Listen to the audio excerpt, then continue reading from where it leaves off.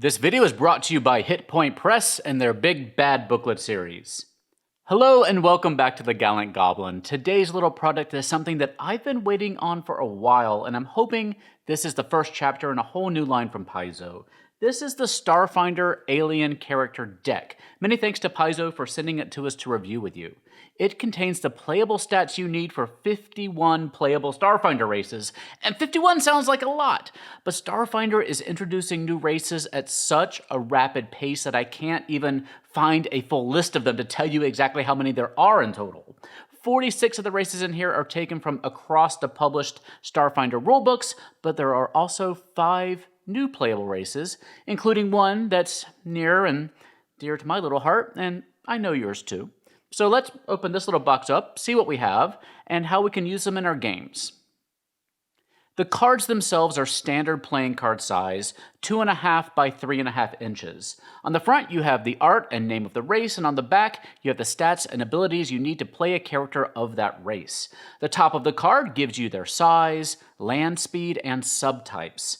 Size is given with a little tentacle icon, 1 tentacle for small, 2 for medium, and 3 tentacles for large. And there will be a note to indicate if the character has a reach beyond 5 feet. Of course, many of these races have movement speeds other than just land speeds. You might have a swim speed or a fly speed, for example, and those will be given in the ability section of the card. At the bottom, you can find the reference on where to get more information about the race, including the name of the book and the page number. It's hard to venture a guess about why certain races were chosen over others to be included in the set. From the core rulebook, you get all the base Starfinder races like humans and androids and Yosoki, but none of the legacy races like the elves or the dwarves or the halflings. You get all the races from the Pact Worlds book, including one of my favorites, the Mantrid, plus the cute little SROs. There is a big selection from Alien Archive 1, including very important ones like the Skittermander, the Formian, the Space Goblin, and the Contemplative. From Alien Archive 2, we get the Uplifted Bear, who you may be familiar with from our Planets of Peril review, plus Hobgoblins and the Catfolk Patra race, among others. Only 5 from Alien Archive 3, but it's okay because they included my favorite, the Otter-like Benary, and just the very adaptive Copaxi from Alien Archive 4. Now, this may be basically a list of the most popular Starfinder races thus far, but let's take a peek at the 5 new races you get, all of which you may recognize from Pathfinder. Each of these cards also gives you a little bit of new lore along with their playable stats. First, we have the super cute space tree frogs, the Gripply, who are natural climbers and jumpers from Golarion. They were made playable in Pathfinder 1st Edition in the Blood of the Beast sourcebook, which focused on those anthropomorphic animal races. Another race from Blood of the Beast introduced in the Starfinder alien character cards here is the shape-changing and fun-loving little space foxes, the Kitsune. Perhaps the biggest fan favorite race in this set, and maybe the most interesting, is the Samsarans. They live in a constant state of rebirth, always reincarnating after death with vague memories of their previous lives. Now, if you've followed us for a while, you know that we love kobolds, and we're making our own little kobold characters for all the various games we play, including this awesome kobold envoy for Starfinder. But up until now, we didn't actually have kobold Starfinder stats, but now we do. And they won't make it easy to kill off your kobold characters with their armor and energy resistance that they get from their dragon scales. And last and definitely least are the Space Gnolls. Yes, clearly someone reached out to Paizo on my behalf to let them know that Theo didn't think there were enough gnolls out in the universe, so here you go. Now, you too can play as a smelly, laughing, amoral, flea-ridden space hyena. Enjoy.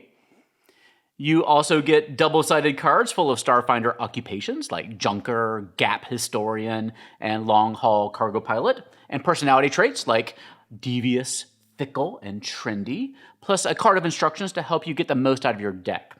So let's talk about good uses for these cards. The first thing that comes to my mind is having these on hand to flip through as your players are making new characters. With the playable races detailed in more than a dozen books at this point, it's nice to have a simple method of looking through all of them to see what's available. Plus, this is just a much cheaper way of getting your hands on these stats that you need to make these characters if you don't want to go out and buy all those books. Though I still think Hero Lab Online is an indispensable resource for building a Starfinder character, and we may take a closer look at that one of of these days. And of course, these are also intended to help a GM quickly come up with an NPC on the fly, because you have the combination of the race cards plus those personality traits and those occupation cards. And the only real problem I have with these cards, is you have to be pretty familiar with the lore and personality of these races already, as all the cards give you are those stats and abilities, with the exception of those 5 new races, which do have a little bit of lore. But there's really only so much you can fit on a playing card, of course. And finally, if you like, you can have your characters draw a random race during character creation if you're one of those GMs that's just a total agent of chaos. The cards are great, and I am definitely going to keep them handy the next time we roll up new characters. And I'm definitely going to have them ready to make random NPCs as well, though again, I'll have to do my research ahead of time to make sure I remember all that lore I need to play those alien characters correctly.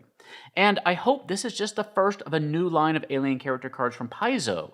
It would be great to eventually get all the playable Starfinder races in a collectible card style like this, especially those races that are tucked away into those Adventure Path books, which most players aren't going to be picking up. The Starfinder Alien Character Deck is available now for an MSRP of $14.99 for the physical cards, or $10.49 for the PDF on Paizo.com, and it's also available at many online retailers as well as your friendly local game store.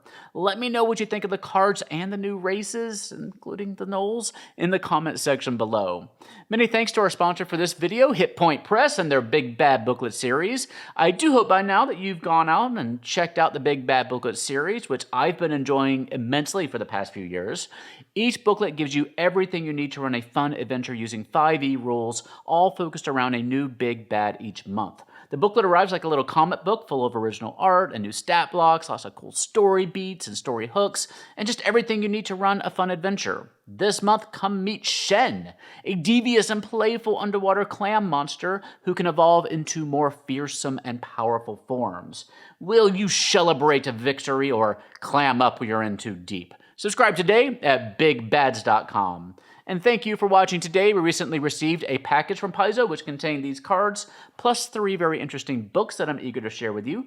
Be sure you're subscribed to the channel so you don't miss anything. Liking and sharing our videos also helps us out a lot. You can support us directly via our Patreon at the link in the doohickey below to get some cool perks, and come chat with us and share your own work over on our Discord channel, also linked up below. For now, stay safe, have fun, love each other, and I'll see you next time at the Gallant Goblin.